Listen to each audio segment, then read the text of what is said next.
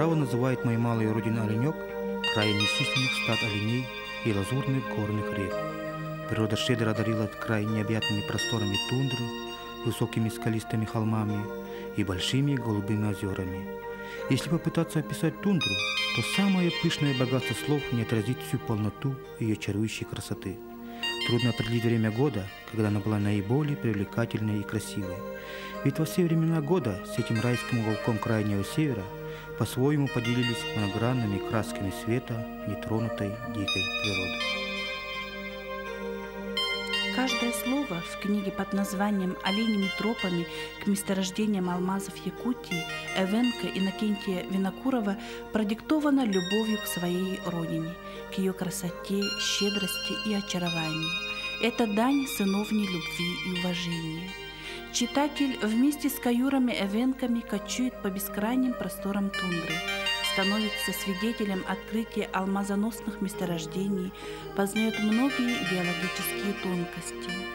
Сам автор – сын каюров-проводников, Иннокентий Иннокентьевич Винокуров, кандидат медицинских наук, старший научный сотрудник, заведующий легочно-хирургическим отделением Якутского научно-практического центра фтизиатрии, отличник здравоохранения Республики Саха-Якутия и почетный меценат образования Оленюкского улуса. Работал хирургом, главным врачом Оленюкской районной больницы. Окончил клиническую ординатуру по хирургии при Втором Московском медицинском институте имени Пирогова. Защитил кандидатскую диссертацию. Иннокентий Иннокентьевич – автор многих изобретений по методам хирургического лечения больных, имеет более 30 публикаций по результатам клинико-морфологических, хирургических, иммунологических исследований больных туберкулезом легких в условиях Крайнего Севера. Это идея написать книгу о своей малой родине, о геологах, о каюрах, уже давно созрела. Ну, это где-то примерно 5-6 лет назад, наверное, так. Ну, постепенно потом, поскольку я занимаюсь наукой, вот появилось время, одновременно я сейчас докторскую работу пишу, и во время отпуска, кстати, у меня должна была юбилей у мамы, вот к этой дате я должен был написать эти книги. Ну вот идея вот такая.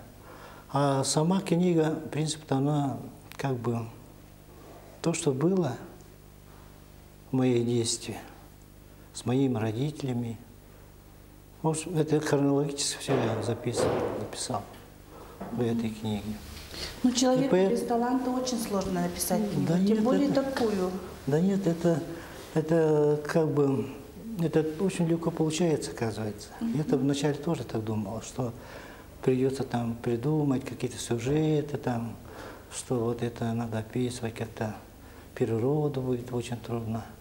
А она, в принципе, она, когда вот вспоминаешь свою природу, там, горы, там, да, вот, горные речки, озера, тундры, там, и олени. Вот и все, вот, в принципе, это, поскольку я с детства с ним общался, и это легко. Мысли сами. Да, они идут сами, как бы снутри. А во время презентации книги какие чувства у вас появились? Мои сородичи были там.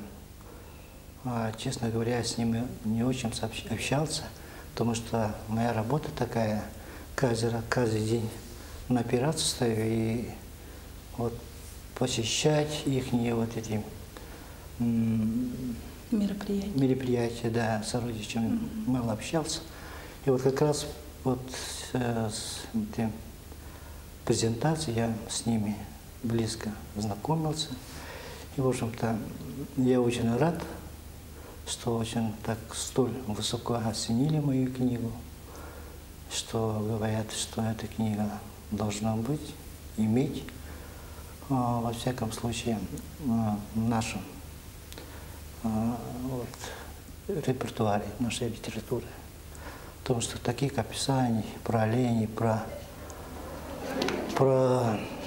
каюров, про геологов, который непосредственно сам был среди них.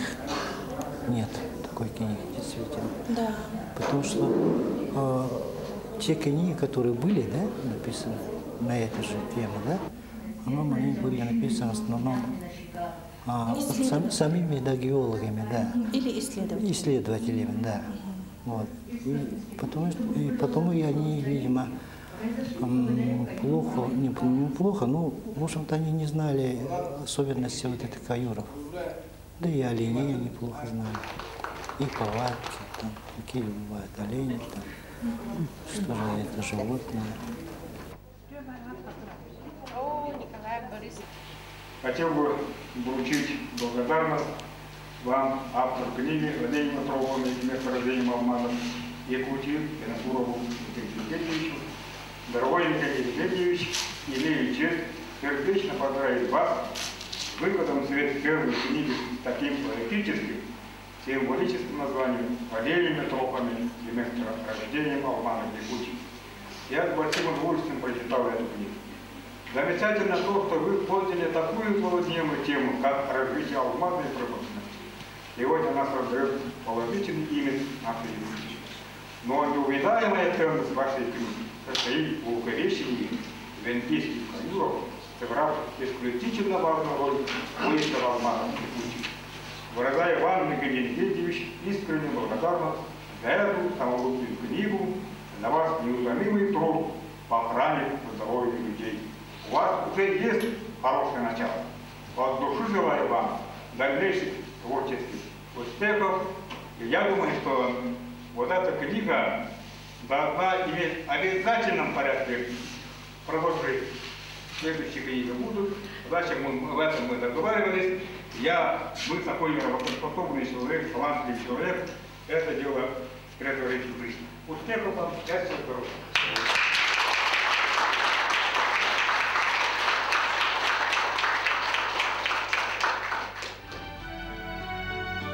Как прекрасна природа весенней тундры, когда на ее покатых холмах и равнинах начинается появляться первые проталинки, где чаще всего можно увидеть белый пушистый оленей мох с синими ягодками замороженной голубики и темными бусинками вороники.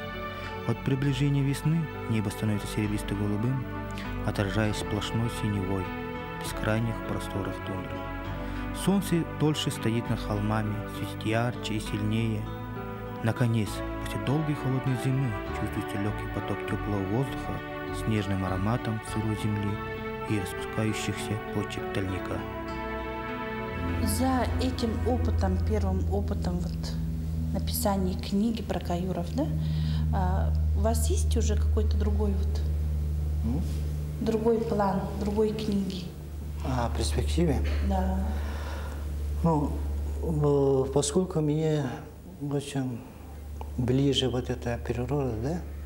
Природа и животный мир. И мне кажется, еще неисчерпаемая вот такая как сказать-то, тема, вот эта тема неисчерпаема. Во-первых, природа и животный мир, и люди моего края. В общем-то, я хочу посвятить еще одну книгу про свой родной край. То, что нету, вот литературы нигде нету про оленька. Что же это край, какие там природа, да? А территория огромная такая территория. Она граница с Красноярским краем, Жиганским краем, Жиганским улусом, а потом Сунтарским улусом. Очень огромная территория, да, и обширная, и потом природа разнообразная. Там можно и тундру встретить, можно увидеть, да? Лесотундру можно увидеть, и тайгу, настоящую тайгу. И самое главное, это реки, горные реки, высокие скалы. То, что мы каждый раз говорим Ленские столбы или столбы, мы это каждый раз видим у нас в Оленьке. Да. Есть там еще и прямо Оленюк сам расположен, прямо на горе. А там высокая скала.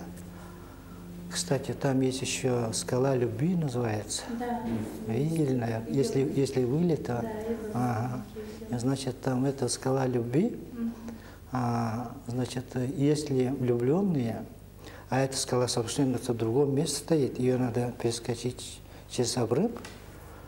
Вот, если девушка с молодым парнем могут перескочить на эту скалу и стоять на этой скале, и будут говорить друг другу влюбленные слова, то обязательно они будут счастливыми людьми. Вот такая у нас в Оленьке... Поверье, можно сказать. Да, поверье, да. А вы с женой перескакивали? А? Вы перескакивали с женой? Да, конечно, конечно. Все влюбленные там проходят через эту скалу. Иначе никак нельзя. Вообще, Оленек сам расположен в очень красивом месте. Ледоход очень красиво идет там. Весь народ выходит, когда ледоход. А ледоход в Оленьке это очень своеобразно идет. Потому что, во-первых, течение сильное. Во-вторых, там снега большие, много снега. Оттуда и льды очень чистые такие, синеватым оттенком. Они ударяются прямо на скалах, и такой звон идет, вообще красочно. А берега все осыпаны подснежниками. И, как правило, все влюбленные после этого идут по горе, вот склон горы вверх, на скалу любви. Там и собираются, там и свидания устраивают. В общем, я очень люблю и горжусь своим краем, Оленьком. Мы почему-то называем свой край Оленек, Оленьком. Вот если спросят, откуда вы, мы всегда говорим, я с Оленька. Почему-то вот Оленекский нам не подходит такое понятие. Действительно, я себя помню, как будто я родился на седле оленя. Потому что мой первый проснувшийся такой, первая память, да, детская память, вот так проснулся человек, например, как будто с того света или как-то вот. И вот в моей памяти первая память была то, что я сижу действительно вот специально оборудовано детское такое седло, детское седло, кто не падал, он специально делает. Я сижу и в одной руке держу мясо, кусочек мяса, в другой лепешка, кушаю и еду. И, как правило, конечно, природа так меняется, идешь по маршруту, да, то речка там пресекаем, то город там, в общем-то, очень интересно. И поэтому я всегда думаю, что я действительно оленей человек, потому что я думаю, родился. Я вначале думал тоже так. Наверное, родился в лесу или где-то там. Поэтому я очень обожаю оленя, потому что когда я по рассказам матери, и мне кажется, это даже я помню, это было весною, что же болезнь была. Я сильно заболел, и я так расслаб. И родители беспокоились. Потом обратились они к старой женщине. Вот старая женщина подошла и говорит, надо ребенка лечить священным оленем. У нас есть священный олень. Ну вот она окутала меня вот, заячьим одеялом, несла на руках, вынесла из этой палатки или с юрты, не помню. Но я это точно помню, что это было весною, солнечный такой день был. И мы сели на нарте, все ждем это священное оленя. И привели это оленя. Я помню, что он такой белый был, большими рогами. Вот. И прямо как вот поставили меня, ну, лицом к оленю. Накрыли одеялом нас обоих, голову оленя и меня. И в моей детской памяти, вот этой темноте, вот эти одеяла, да, вижу большие блестящие глаза оленя и теплое такое дыхание, идущее от оленя. Я вдыхаю вот это теплое дыхание оленя и чувствую, как мне согревается внутри все это. А потом я сразу выздоровел после этого момента. Ну вот, интересно, да? Да, интересно. Поэтому я думаю, что вот олень для меня дал второе дыхание. А как вы стали врачом? А я врачом стал. Вначале я хотел, конечно, как все мальчики, летчиком быть. Потом прочитал я книгу про это Аджархаддин Кириварбатта, книга про катастрофу. Ну, там падает самолет, и там, в общем-то. И после этого я продумал, все-таки это очень сложно быть летчиком. И потом... И не менее сложную профессию выбрали. Да. Но потом, поскольку у меня мать ветеринаром была еще, я видел, как она лечит оленей, и я подумал, что я тоже буду лечить людей. Ну вот так. Потом вначале учился на общей лечебнице, потом выбрал хирурга, потом по специализации в Москве учился, ординатуру специально проходил по хирургии, по общей хирургии. Ну, потом в последующем по таракальной хирургии. Ну, потом по тем я защитил санитарскую работу в Москве. А ваши родители, наверное, гордились вами? Да. Ну, моя сестра тоже медик. Нас двое, и оба стали медиками. Поэтому вот очень мы, в общем, благодарим за Машу, маму, потому что она воспитала таких людей. И сестра тоже хороший специалист, она директор отдела страховой компании, медицинской компании. Поэтому... А ваши дети, как они? Собираются кто-нибудь сдать? Так, ну, у своих детей медиков нет, к сожалению. Все они экономисты, юристы. Вот. Это, наверное, время диктует такое. Да. А ведь в мое время все хотели врачами, хирургами, учителями или летчиками. Вот сейчас время другое. Вот. Ну, наверное, внуки будут врачами. Ну, может, сейчас у меня внук есть. Есть внук? Да, вот он хочет быть врачом.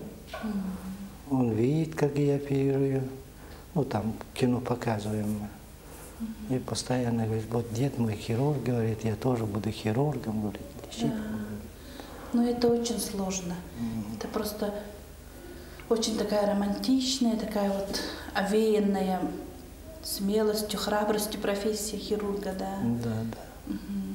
Ну, хирург должен работать не только руками, в первую очередь головой, самое главное. Ну и рука. Ну, о том, что вы работаете головой, ваши патенты даже об этом говорят, да? Да. Ну, хирургия на одном месте не стоит, Конечно. Она развивается. Поэтому мы стараемся разработать новые методы. А новые методы он ускоряет лечение больных и становится более эффективным. Вот. Поэтому у меня 3 изобретения есть, патенты, которые называются, они международного уровня. Ну, поскольку я занимаюсь большой хирургией, поэтому все эти изобретения посвящены к обработке культи главного бронха. То есть при удалении легкого, как правило, бывает осложнение. И вот это осложнение как устранить. Да. Это очень такая нужная профессия, особенно в нашем холодном краю, где вот именно легочные болезни, очень распространены. Ну, конечно, очень многих больных прооперируем, лечим, выздоравливается. И вот даже вот в автобусе здоровается, некоторых не помнишь, а вот приходит со стороны человек и говорит, вот вы же меня лечили, прооперировали, я здоров, я вот работаю там-то, там-то.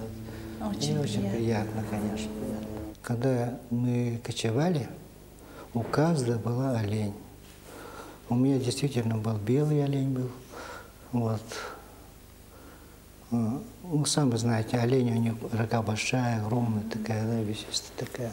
В общем-то, олень очень красивое животное. Очень красивое. Потом они умные очень. Ведь некоторые говорят, что олень нельзя отличить, да? Они одинаково, как будто бы.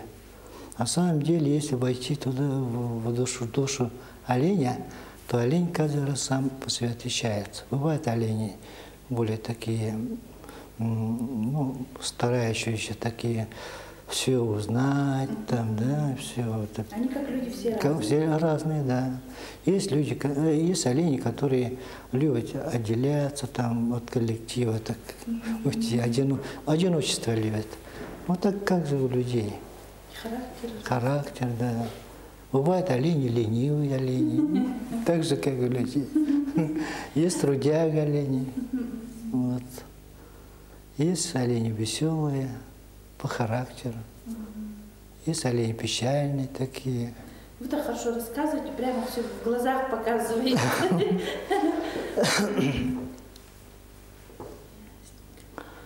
Но пишу так же, так и я говорю. Потому что ну, мой самый любимый писатель Пушкин. Потому что он Пушкин, как в общем-то, Пушкин очень хорошо пишет про природу. Да, вот это, для меня он идеал. Как писать природу, передать. Вот поэтому. Ну, конечно, вот то, что сюжеты, которые были, да, вот этой книге, это действительно такие случаи были. Особенно вот это сильно волновало вот этот сюжет, который собака, верность собаки к своему хозяину. Мне было тогда, я учился тогда в 10 классе. И весь поселок об этом знал, в этом случае, в этом трагическом случае. И как, оказывается, собака бывает такие, до такой степени верными, что могла бы уйти, конечно, собака, но она осталась рядом, умирающим своим другом. И умер он рядом с хозяином. Их сразу вместе там похоронили на том же месте, где их нашли. И называется это место верности собаке, человеку. Вот такая. Большое спасибо за то, что вы написали эту книгу, за то, что библиотекари радуются. Теперь есть что дать студентам, когда просят. Да, что эта книга заняла свое достойное место. Спасибо. Я думаю, что в будущем вы тоже напишите и обрадуете нас. Конечно. Обязательно. Ждем ваших книг. Обязательно. Я напишу про собаку, напишу, знаете, про оленей, про охоту, про нас край. А вот и последнее, наверное, да? Какое-то вот заветное желание, какое-то вот мечта, может быть, действие, что-нибудь. Вы можете сказать, что оно сбылось? Или еще мечтаете о чем-то? Какое ваше заветное желание, мечта какая была? В детстве? Ну, в детстве, скажем, ага. Ведь в жизни все сбылось, все получилось. А что такое вот несбыточное, может, о чем вы мечтали? Почему-то мне в детстве казалось, что я постоянно буду с оленями. Но это не получилось, да? Поскольку я стал вот учился, потом уже постепенно как-то отошел от оленя. Это моя мечта увидеть еще раз белого оленя рядом. И чтобы он еще раз меня дыханием своим лечил. Вот моя мечта такая.